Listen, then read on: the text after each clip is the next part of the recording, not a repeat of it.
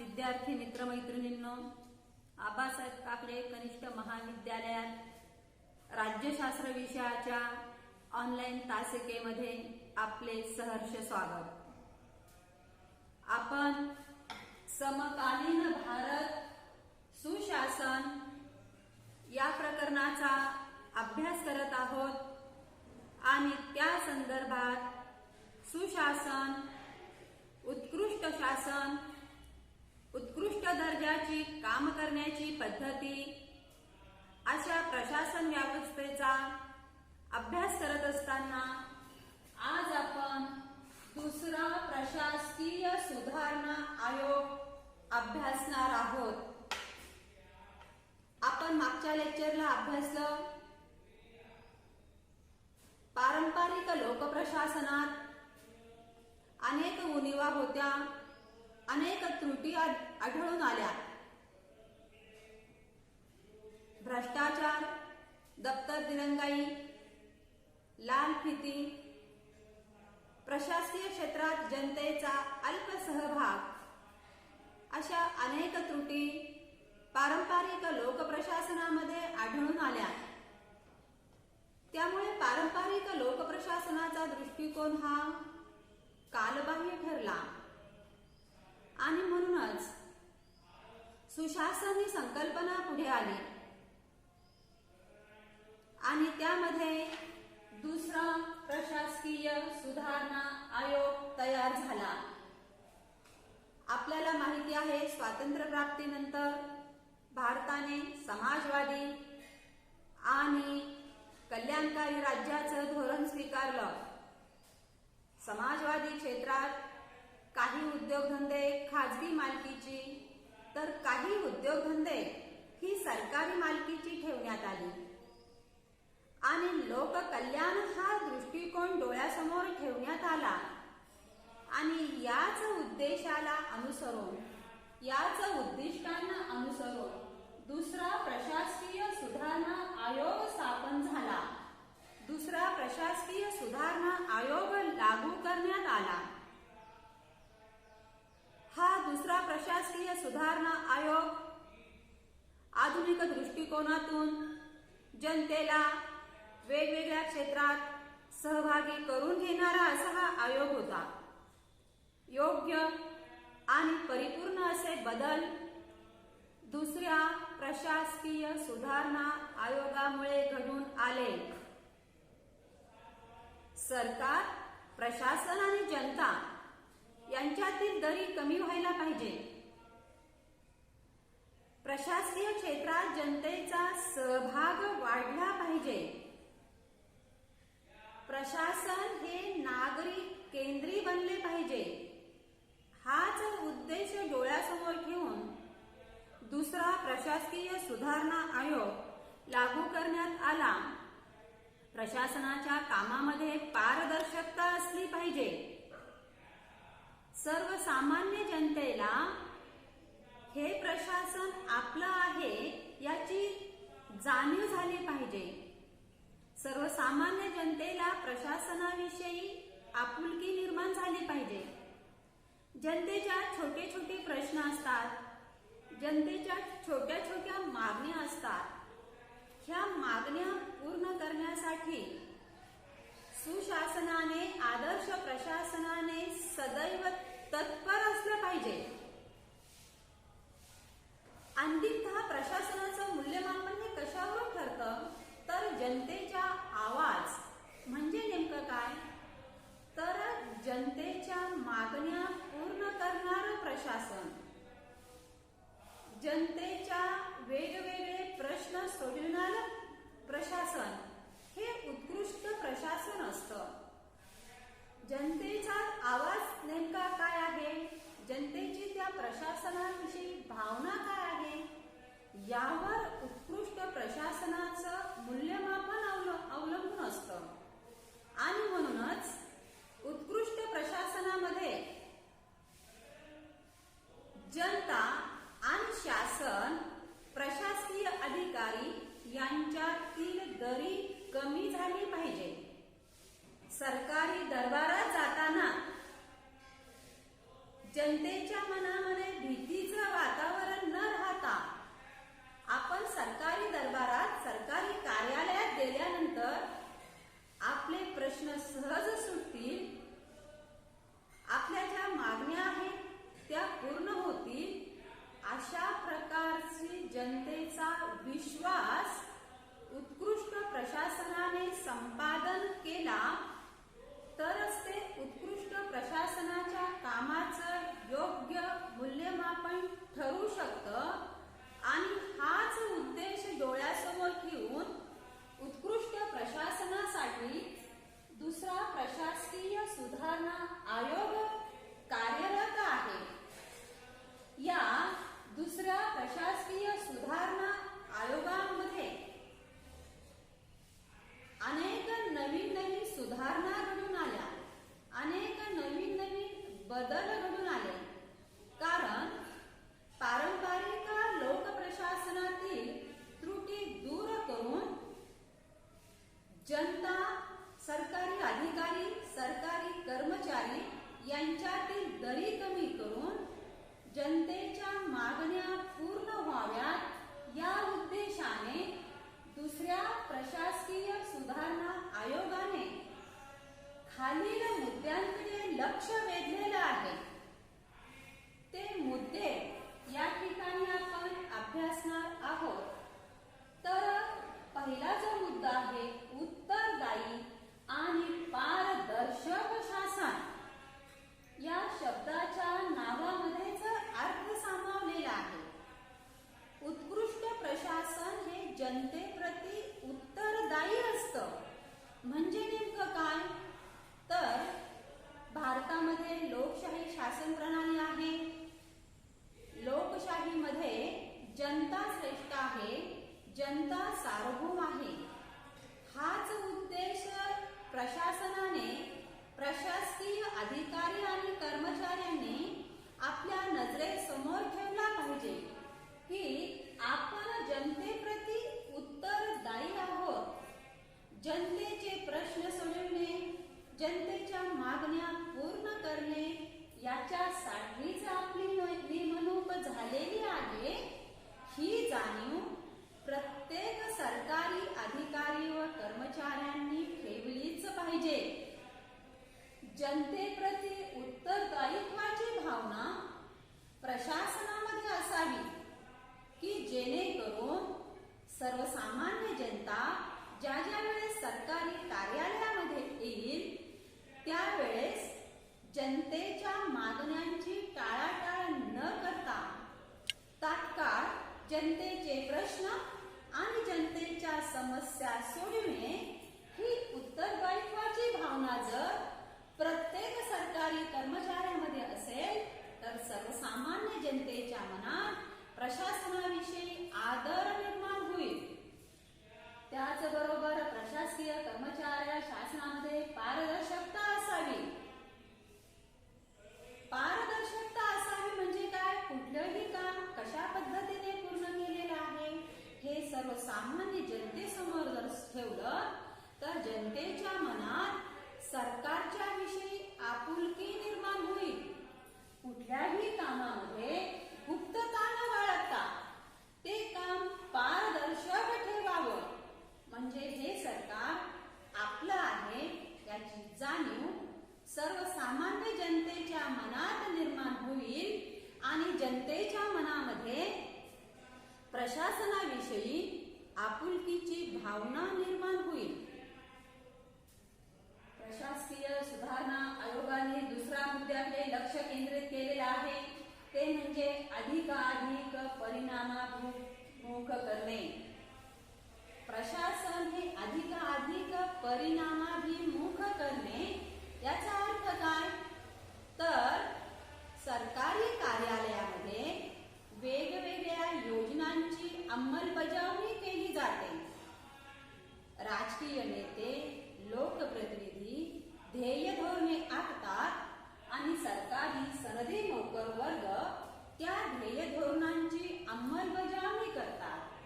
आणि म्हणून कुठल्याही प्रकारच्या योजना आखत असताना, योजनांची अंमलबजावणी करत असताना ह्या सर्व योजना, सर्व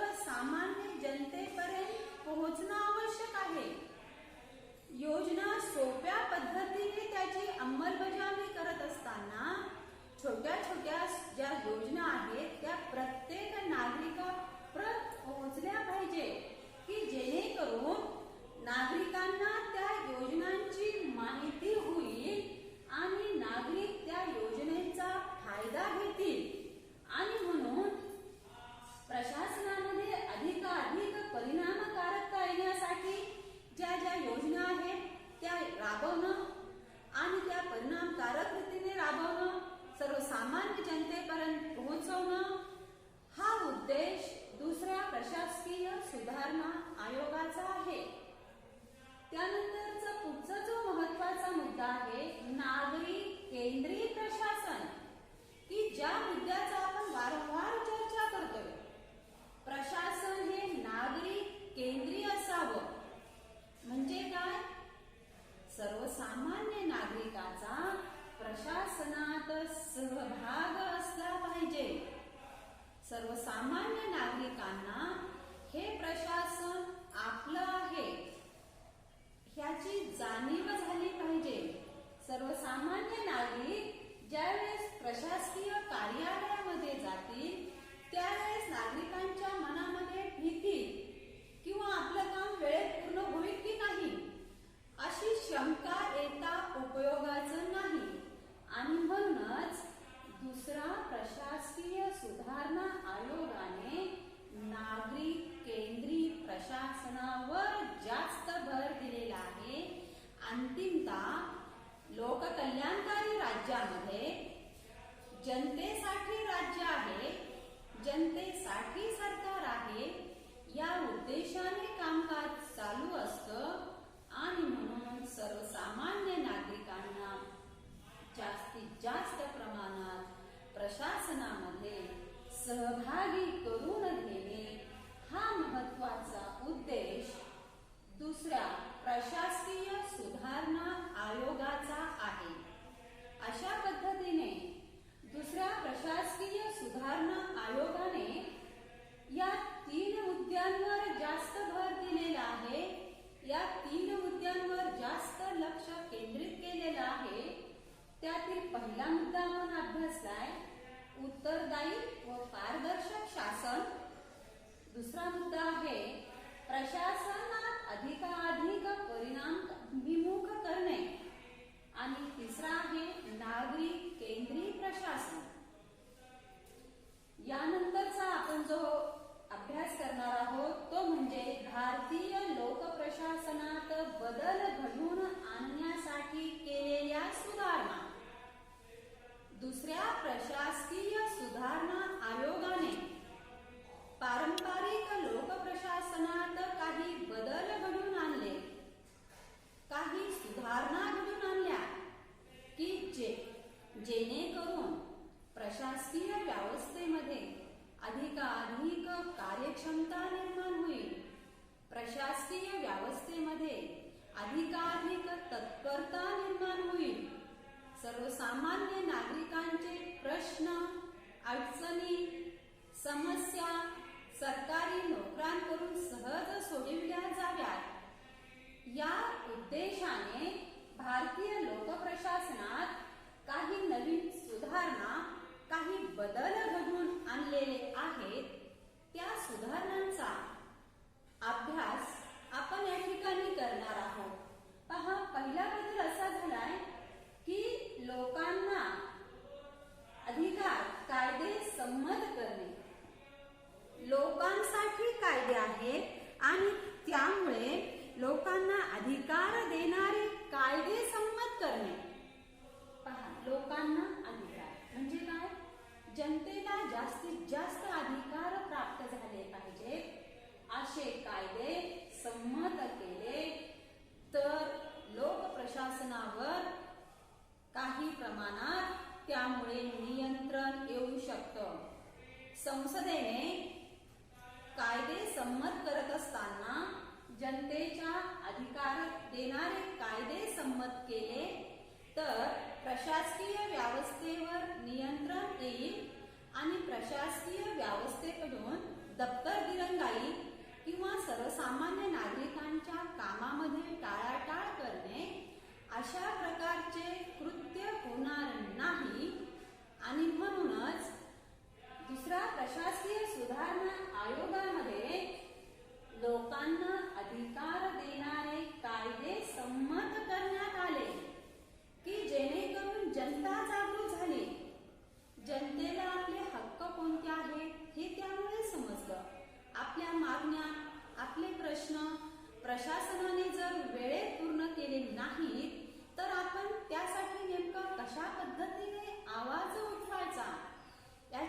जाणीव हे लोकांना अधिकार देणारे कायदे संमत झाल्यामुळे सर्वसामान्य जनतेला झाली. परिणामी प्रशासकीय अधिकाऱ्यांच्या, प्रशासकीय कर्मचाऱ्यांच्या दप्तर दिरंगाईला चोप बसला. असे कायदे जर आपण पाहिले तर माहितीचा अधिकार, माहितीच्या अधिकारांतर्गत जनतेला सरकारी कार्यालयाची संपूर्ण माहिती मिळवण्याचा अधिकार 2005 मध्ये संमत झाला.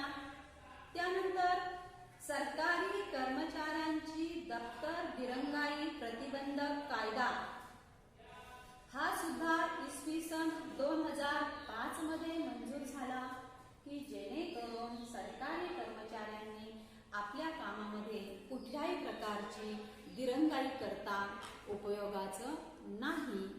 त्यानंतरचा मुद्दा आहे नागरिकांच्या तक्रारींचे निवारण करणे.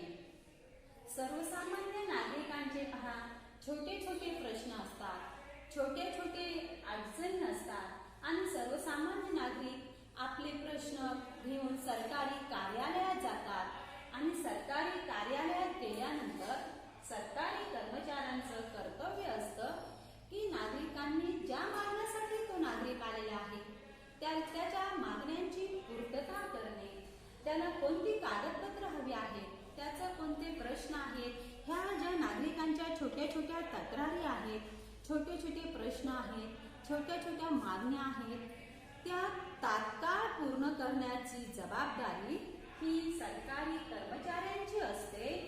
त्यानंतरचा मुद्दा आहे नागरिकांना मिळणाऱ्या सेवांमध्ये सुधारणा. पहा, ह्या मुद्द्याचा अर्थ नीट समजून घ्या. सर्वसामान्य नागरिकांना प्रशासकीय यंत्रणेकडून ज्या सेवा सुविधा दिलेल्या आहेत त्या सेवा सुविधांमध्ये सुधारणा घडवून आणणे. म्हणजे काय? ग्रामीण भागातील, खेड्यापाड्यातील नागरिकांना छोटे छोटे त्यांचे सातबाराचा उतारा असेल, जन्माचा दाखला असेल किंवा कुठल्याही प्रकारचं त्यांचं छोटं छोटं काम असेल तर तलाठी कार्यालयात स्थानिक पातळीवर जाऊन तिथंच त्याचं काम पूर्ण व्हावं. त्याला आपल्या कागदपत्राच्या मागणीसाठी शहरात येण्यासाठी त्याचा वेळ आणि पैसा खर्च होऊ नये, हा यामागचा उद्देश आहे. कारण खेड्यातून शहरामध्ये येण्यासाठी त्याचा वेळही वाया जातो, पैसाही खर्च होऊ शकतो. हे थांबलं पाहिजे म्हणून काही कागदपत्र ही स्थानिक पातळीवर तिथेच त्याच्या गावात, त्याच्या खेड्यातच त्याला मिळावी, या उद्देशाने हा मुद्दा या ठिकाणी आपण अभ्यास आहोत. सेवांमध्ये सुधारणा म्हणजे काय? स्थानिक सरकारी कार्यालयामध्येच नागरिकांना छोट्या छोट्या प्रकारच्या जे त्यांचे कागदपत्र आहेत त्याची पूर्तता केली जावी, हा त्यामागचा उद्देश असतो. कारण ग्रामीण भागामध्ये, गावामध्ये तलाठी असेल, तलाठ्याला त्या गावातील त्या नागरिकांची, त्या जनतेची पूर्ण माहिती असते. त्यामुळे तलाठी ताबडतोब तात्काळ सर्वसामान्य नागरिकाला जी कागदपत्र हवी आहेत ती त्याच ठिकाणी स्थानिक पातळीवर देऊ शकतो आणि नागरिकांच्या मागण्या, नागरिकांची कामं तिथंच तत्परतेने पूर्ण होऊ शकतात आणि म्हणूनच नागरिकांना मिळणाऱ्या सेवा सुविधांमध्ये सुद्धा सुधारणा करण्यात आली आणि स्थानिक पातळीवर स्थानिक सरकारी कार्यालयातील अधिकाऱ्यांना, कर्मचाऱ्यांना ती कामं करण्याची जबाबदारी सोपविण्यात आली. पुढचा अतिशय महत्त्वाचा मुद्दा आहे विलंब टाळणे, दप्तर दिरंगाई टाळणे. पहा, सरकारी कर्मचाऱ्यांनी कार्यक्षमतेने आणि तत्परतेने आपलं काम करावं. काम करत असताना कामाची टाळाटाळ करू नये, हा उद्देश दुसऱ्या प्रशासकीय सुधारणा आयोगाचा आहे आणि म्हणून कुठल्याही सरकारी कार्यालयात दप्तर दिरंगाईचा प्रकार थांबला पाहिजे. कामाची टाळाटाळ करण्याचे प्रकार थांबले पाहिजे. या उद्देशाने दप्तर दिरंगाई प्रतिबंधक कायदा 2005 मध्ये करण्यात आला. आपण पाहतो अनेक ठिकाणी ग्रामीण भागामध्ये सर्वसामान्य नागरिकांचे तलाठ्याकडे किंवा त्या क्षेत्रातील सरकारी कर्मचाऱ्यांकडे अनेक प्रकारची कामं असतात. जनता तलाठी कार्यालयात गेली तर कधी कधी तलाठी कार्यालयाला कुलूप असतं. तलाठी भेटले तर ते सांगतात 2 दिवसांनी या, 2 दिवसानंतर तुमचं काम होईल. परत तलाठी भेटलाच तर ते सांगतात हे काम व्हायला 4-5 दिवस लागतील. अशा पद्धतीने सरकारी कार्यालयामध्ये सर्वसामान्य जनतेच्या कामासाठी खूप विलंब लागतो, खूप वेळ लागतो. परंतु असं जर एखाद्या सरकारी कर्मचाऱ्यांकडून टाळाटाळ होत असेल तर सर्वसामान्य नागरिकांचं कर्तव्य आहे की सरकारी कर्मचाऱ्याला त्याच्या कर्तव्याची जाणीव करून देणे आणि आपलं काम वेळेत पूर्ण होईल यासाठी आपण जागृत राहणं. त्यासाठी नागरिकांची सनद सुद्धा असते. प्रत्येक सरकारी कार्यालयामध्ये नागरिकांची सनद लिहून ठेवलेली असते. याविषयी सुद्धा प्रत्येक नागरिकाने जागृत असलं पाहिजे. त्यानंतरचा मुद्दा आहे पहा, तंत्रज्ञानाचा वापर. सरकारी कार्यालयामध्ये वेगवेगळ्या तंत्रज्ञानाचा वापर करून आपलं कामकाज पूर्ण केलं पाहिजे. तरच आधुनिक दृष्टीने आपलं कामकाज चालू आहे याची जाणीव नागरिकांना होईल, प्रशासनाला होईल. नवीन नवीन तंत्रज्ञान जागतिकीकरणाच्या प्रक्रियेत पुढे येत आहे आणि या तंत्रज्ञानाचा वापर करून सरकारी कार्यालयाचं कामकाज चालू असलं पाहिजे.